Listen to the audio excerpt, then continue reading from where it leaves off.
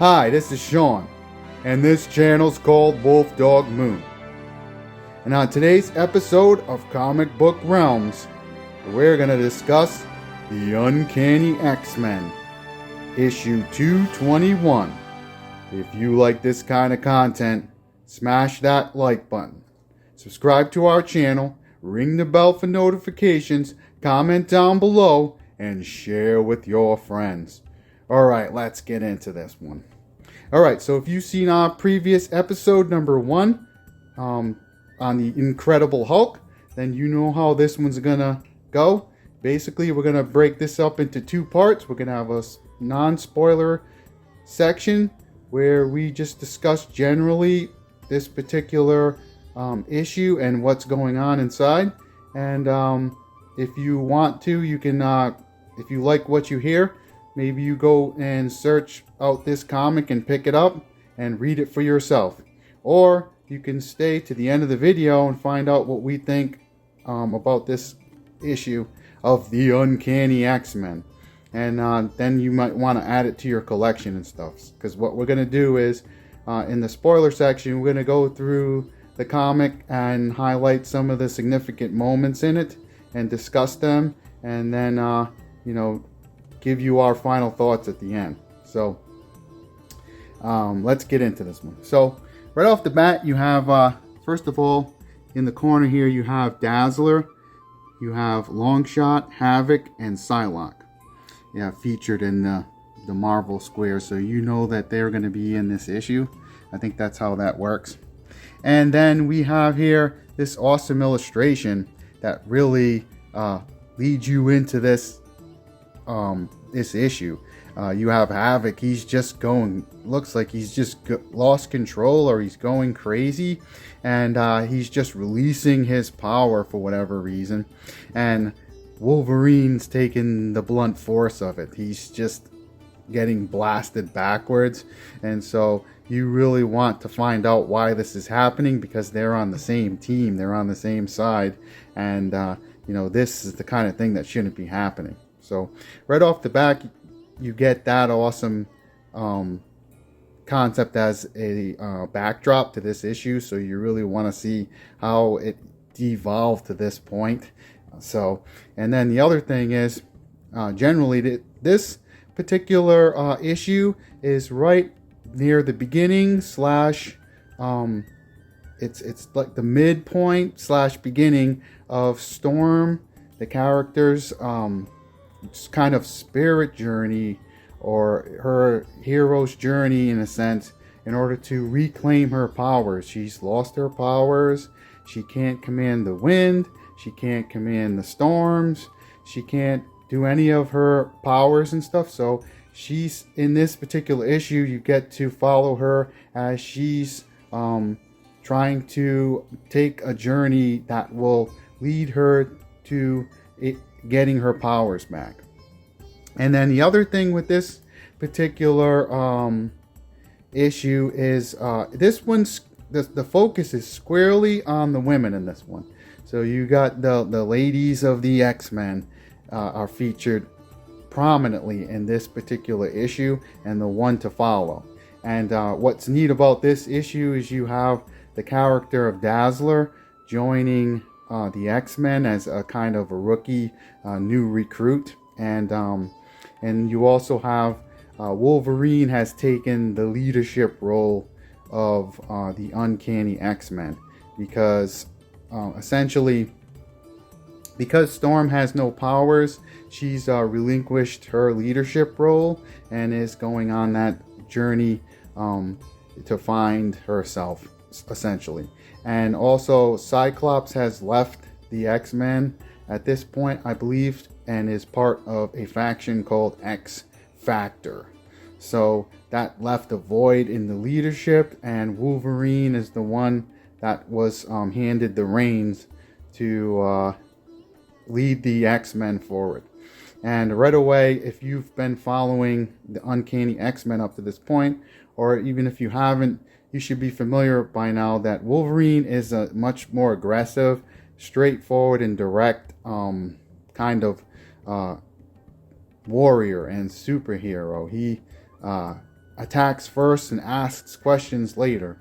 And he's got a lot of machismo and a lot of, do whatever it takes to get the job done. And he's also very seasoned, and he's been around for a long time. And so he, as a leader, he is also trying to always be aggressive. And so the other members of the team, they could quickly chafe under his leadership, and also they just don't have the experience that he has. And so it's very difficult for him, because he sort of feels almost like a babysitter in a way. He has to get these other X-Men trained up and also get them to understand how dire their situation is, or how they have to approach the enemies that they're going to face. Because the enemies, especially in this issue, the enemies, they don't fool around. They're out for blood. They're killers. They're nasty. They're dirty, and they're evil. And so Wolverine, there's no cuteness to this. Wolverine knows that you can't play around with these enemies that are in this particular issue, because if you do, you could wind up dead. This features a faction called the Marauders, and led by this figure called Mr. Sinister. And just right off the bat, just from his name, that this guy is bad news, and the team that he's leading, they're killers. So right off the bat, you get a lot of interaction between the women as they're trying to come into their own, and also be able to live up to Wolverine standards. So that's what you have in this particular issue. And it also there's a huge I think like 10 to 20 issue arc that has to do with this. It kind of gets kicked off in this issue and some of the previous ones. So from about X-Men, I think 210 to like 250, you have this really prominent arc that happens. And so we're probably going to comic by comic do a review of each one, and let you know what we think and stuff. All right, so this ends the non-spoiler section. So if you don't want to be spoiled, now is your time. You can pause this video and come back to it, and when you've picked up this awesome issue, or you can stick around, but this is your final warning. 3, 2, 1. We are now entering the spoiler section. All right, so let's get into this one. So again, you got this awesome illustration. It's really shows you the intensity that you're going to find in this issue. So I'm going to open this up, and right away you get this vampiric, demonic figure in this Mr. Sinister. And he, like Darth Vader, he doesn't fool around. He pray I do not alter the deal any further. This guy, he expects his minions to get the job done, to take his orders and get them accomplished, and when they don't, he severely punishes them. So, and their very lives are at risk if they fail this man.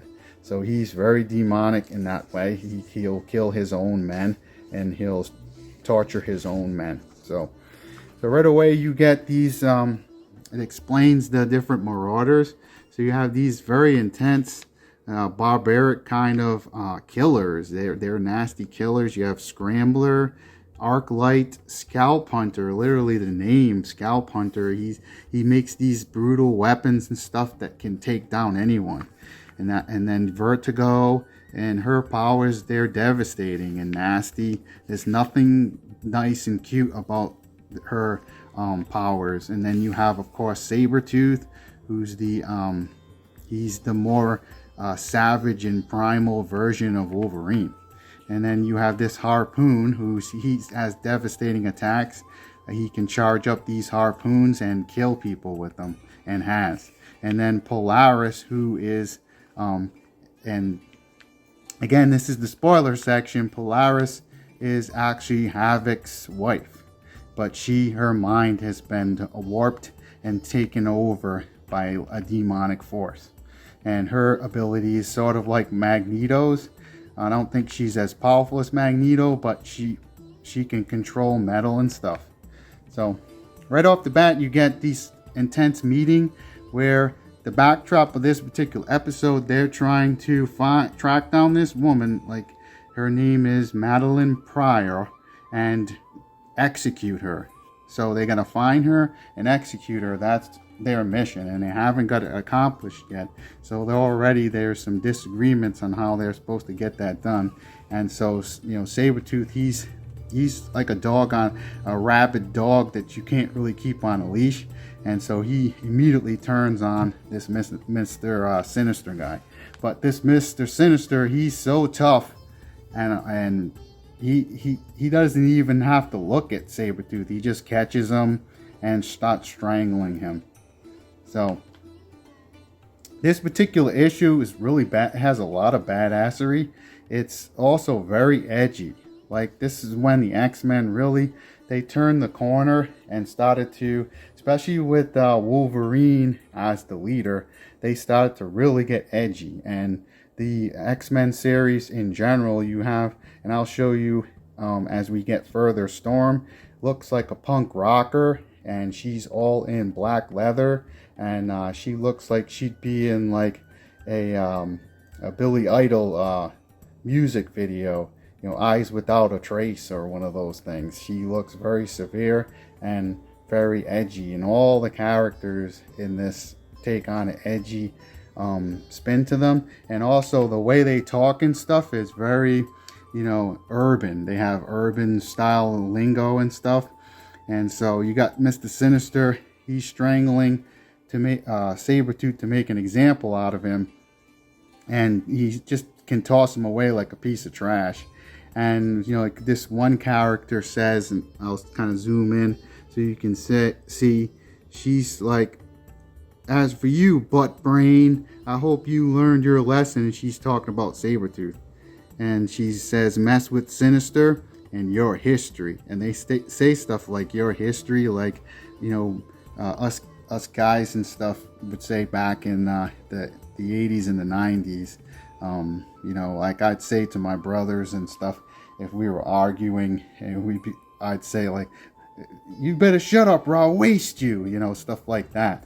"I'll waste you." And it wasn't gonna happen, but you talk big and bad, and the characters in this, they talk like that. So move ahead, and what's cool about this one is you have this character Dazzler, and she had her own comic line, but now she's kind of joining the ranks of the X-Men because they've been kind of, they've been, a lot of the original X-Men have been scattered into other factions. You have, Nightcrawlers, you have the different characters, they're dispersed and stuff, and so they need these new recruits, so to speak, and Dazzler's one of them. And so Dazzler's training in the danger room. It says over here, it's actually a stage where she used to do her performances and stuff. So she's fighting Rogue in this, and what's cool about this is they go back and forth, and it's really edgy. The stuff they're saying is really intense and stuff. I mean, they right here she says, Dazzler says, "Eat photons, witch." And they're drawn in a very sexy way, and the style of clothes they wear, they're like very edgy and rocker looking. Like all the characters have they have high stiletto heels, and so there's like a rift between Dazzler and Rogue. Like Rogue at one point tried to kill Dazzler, and in the past, and so there's like kind of a blood feud between the two, and they have to kind of put the differences aside for the greater good of the X-Men, but they still haven't resolved those issues. And so it's pretty cool in that way. You got this kind of intense back and forth. I mean, like, it really bursts out right here. If you can read what it says, pause it and read it. And they have no love lost between the two. And so, and again, they have these, the way these are drawn, you have this sexy styling. You know, the women are wearing stiletto heels and stuff, and skin tight outfits, which adds to the sense of edginess. And then Psylocke is very much involved as kind of an intermediary between Wolverine and the other X-Men that are on the team. So he gives her commands, and she relays the commands. So that ends up being her job as a kind of, you know, almost like a motherly type figure. She's just giving them their orders and stuff. And Wolverine's very demanding, as you would expect from somebody like, you know, Wolverine. Now, you have, while that's going on, you have in another place, you have this, again, this spirit journey, and that Storm is going on, and she's with this Indian guy, and you know, she's with this Indian. Let's see if it says what his name is, and they're looking for Forge, but this Indian, he has his own agenda, and one of them is he wants Storm to be his. He wants Storm to be his lover, and he also wants to take complete control over Storm and be able to harness her powers. You know, so he's kind of like a double agent. He's playing her, and look how badass she looks. She has a full mohawk, and these, you know, she has these spiked collars and stuff, and that, like, the punk rocker look, and she's very edgy with a lot of attitude and stuff. So right away you have this sinister Indian who he's leading her to try to get her powers back. And you have these awesome drawings where right here, this panel shows the dichotomy between the two, where she's following him, and he's also telling her, you know, he wants her for himself. You know, he wants to get with her under the covers, if you know what I mean. And also, but he really wants to just control her completely. So hold on one second, please. All right, so moving forward, so you have that as an awesome backdrop where Storm, she's lost her powers again. And so she has to kind of reclaim that primal force that she used to tap into. And so she's on this, she's off the beaten path on these, in the Grand Canyon. And she's on the search for this character called Forge. And I believe that Forge is able to, you know, he can forge anything. So the idea is that maybe he can create something with his powers that will enable her to get hers back. So that's how that plays out. So we jump back to the rest of the X-Men team, and you have them on a lookout trying to find this Madeline Pryor lady. And already what's interesting is characters are chafing under the stern leadership and tough, no-nonsense of Wolverine. And you have Havoc, he's already, you know, kind of fighting back and rallying against Wolverine's orders. And so Wolverine, he's no nonsense, so he tells him, you know, is this guy going to be good enough for the team? You know, can he control himself and stuff? Because when you're facing these marauders, they're killers, and Wolverine knows this. But these other guys, they kind of like, oh, we're superheroes or something. And Wolverine's like, no, they're killers, and you're gonna end up dead.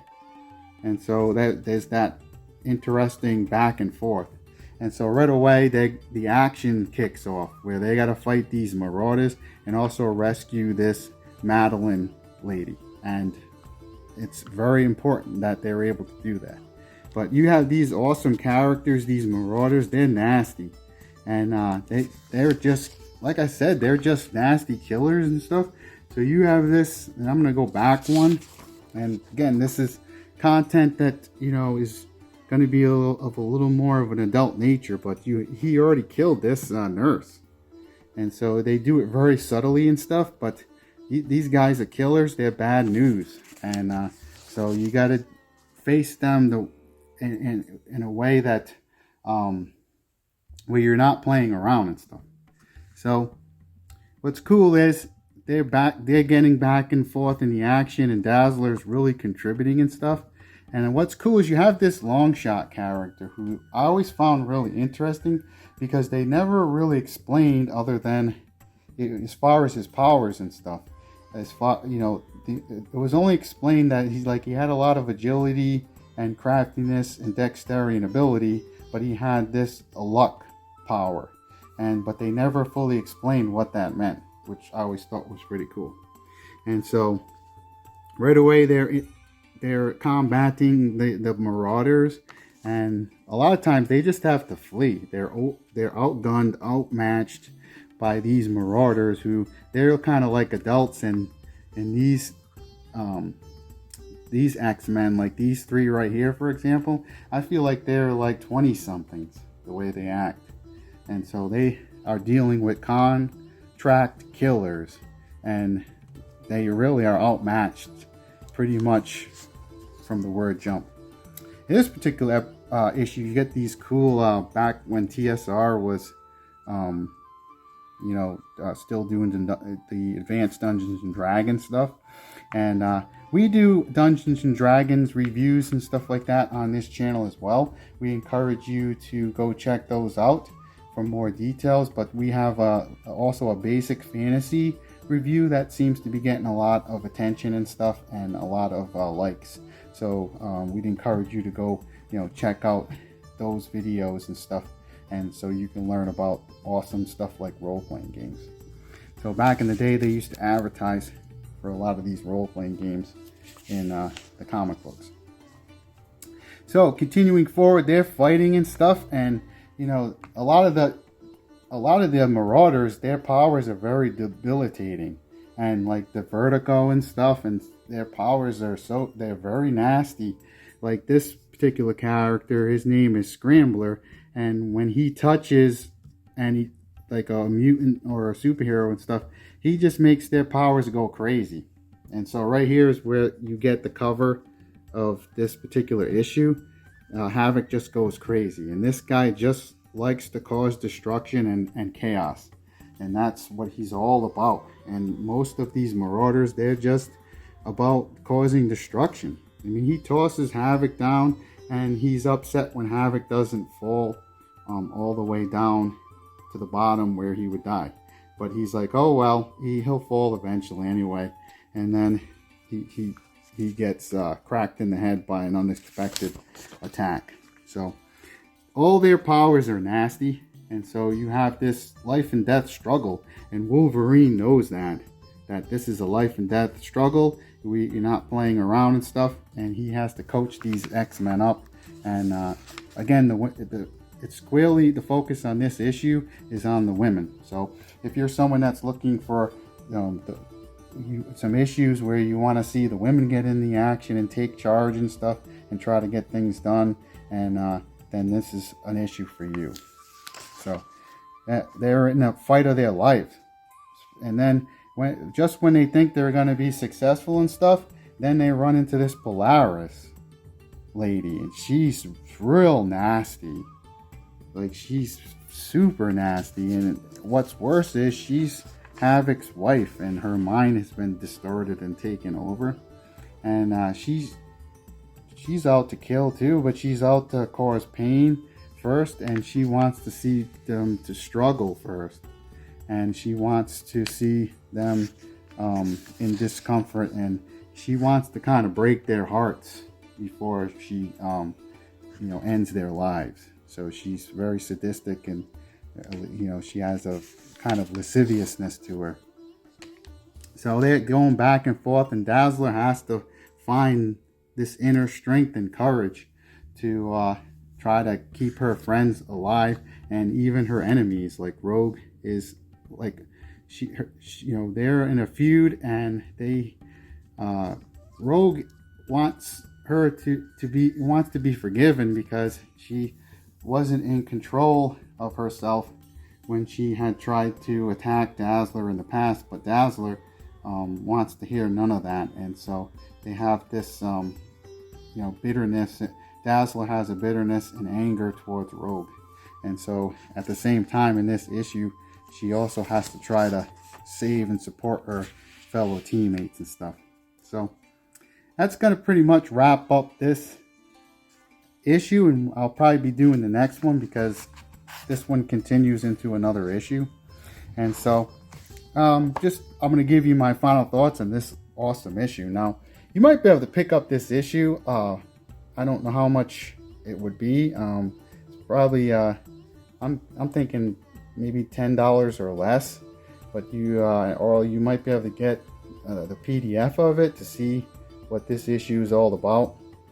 Or if you wanted to add it to your collection, you could pick this up at one of the comic conventions or online somewhere and stuff. And this might also be included in those the collections that Marvel makes sometimes, where they collect a bunch of issues together, and it's basically a reprint and a resell. So you could also check out this particular issue that way. So overall, I really enjoyed reading this again. I really like where this story goes in terms of the story arc and stuff. You have this awesome tale that starts to evolve and play out, and it really gets jump started here, where you got Wolverine in charge and trying to coach these other X-Men up so that they know that they're going against enemies that don't play around. They're out to kill, not just out to achieve some other kind of agenda. Or in the past, the X-Men, if they faced villains and stuff, maybe those villains were out to accomplish a different goal and it didn't involve killing. But in this series that continues on from this issue 221, it's they're out for blood and they're killers. So that'll wrap this edition up of Comic Book Realms, and let us know what you think and if you're enjoying this series so far.